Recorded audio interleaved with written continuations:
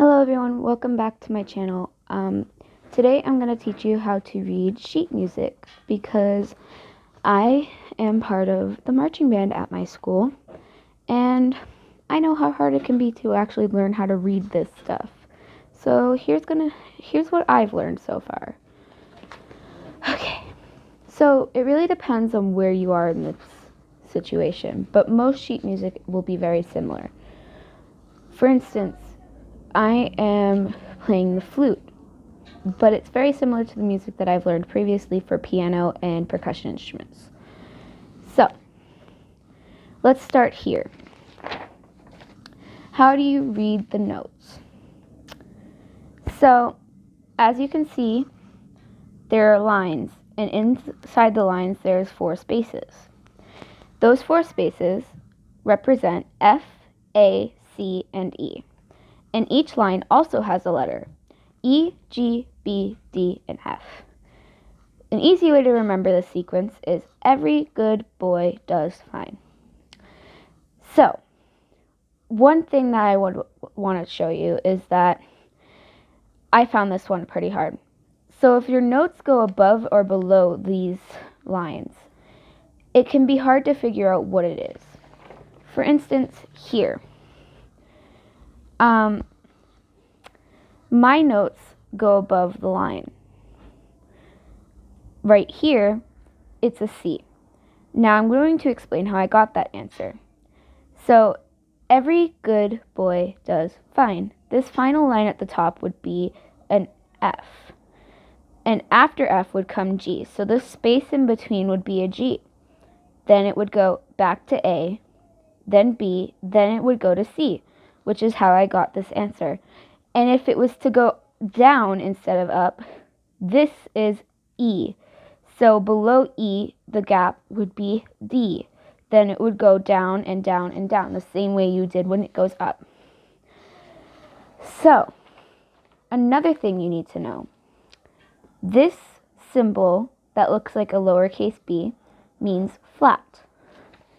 And based on where it is on the start of your measure, or the start of your line, that letter or note line that it's on will be flat until the next line if it says otherwise.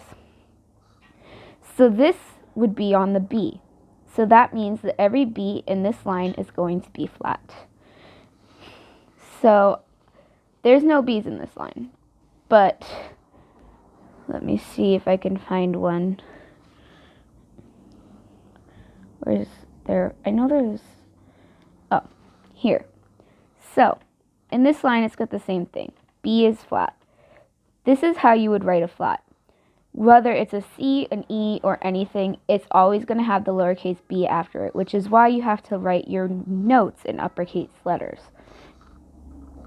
So, if it's a sharp, which is sharp looks like this, it will look very similar to this. I might have something on my old sheet music. Basically, a sharp will look like this. But if it's at the start of a line, like this is, that means that all of them will be sharp instead of flat.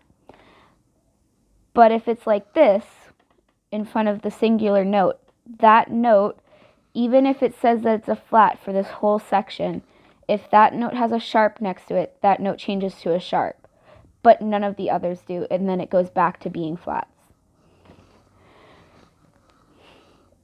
Same goes for natural or anything. So basically, whatever happens here, if there's a symbol in front of it that tells you it's something else, it counteracts this and makes this non-existent, but only for that note. So this is a natural symbol. So it says that this is natural because if this was a flat on here, that means that it's natural here. But then you go to the next one and that would be changed back to it.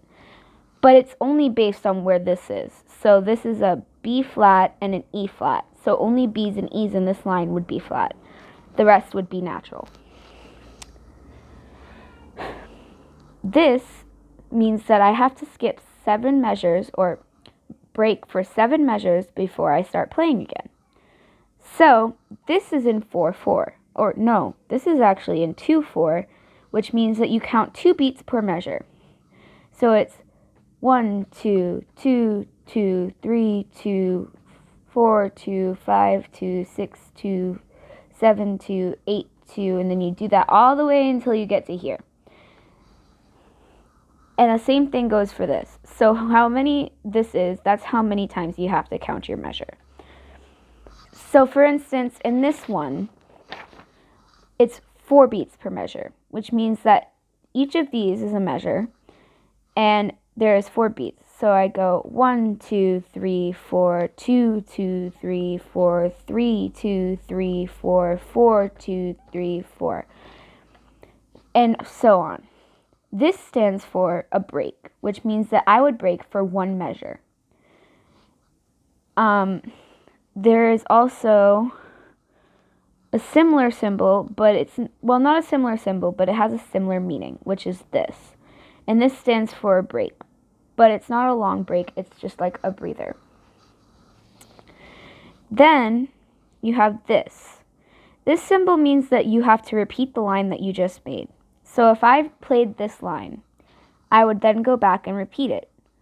This means that it's a double line.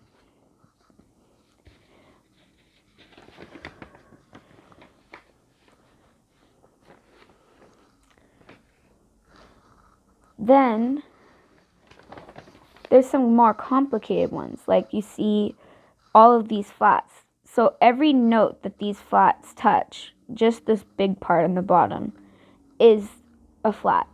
So there's every good, so G flat, A flat, B flat, D flat, and E flat. So all those letters would be flat. So I'm going to show you how to write basically a sharp or a flat is written the same way. So if you write a flat, it looks like this. If you write a sharp, it's the same thing but with a hashtag. And depending on what type of music, it can be different. So these stand for measures. So this is measure 29. So if someone says start from measure 29, you start here. That's the marker. But that means that there is 29 measures from here to here. So that's how you know, because these skip, but there's really still measures there. But there's also the difference here between half notes, whole notes, quarter notes, and then this is like, that means that you stop. You don't let the note go on. Then, I say then a lot, I am sorry. But there's a few different things that you can look at. So this is basic, like most of your sheet music will look the same. But then if you look at, for say, my percussion music looks a little different. I mean, depends on what type of percussion you're playing. But I mean, more like tambourine and wind chimes and gong, that type of percussion. Because you can't really change the sound. So instead of notes, it still has your counts, which is 3, 4 in this one. So you count 3 beats per measure instead of 4 or 2.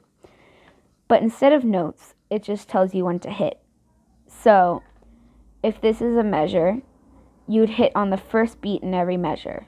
So it'd be 1, 2, 3, 4, 2, 2, 3, 4, 3, 2, 3, 4. And it goes on like that. So basically, whenever you see this type of indicator, that means that it's there for you to hit. That means you have to hit your instrument. Then there's this type of note, which is 2 notes for types of instruments like mallet instruments, like the ones I used to play, where you have to use both hands and you play 2 of the same note but in different octaves. An octave means higher or lower on the scale. So there's the first octave, which is the lowest. Then there's the third octave, which is one of the highest. It depends on what instrument you're playing. So I'm not the best person to ask about all of this stuff, that's for sure. But this is what I know. And it took me a lot to learn just this stuff. And there's still people out there that can sight read. And I'm like, I can't do that. But I hope this was helpful because I would have found it helpful back when I was learning.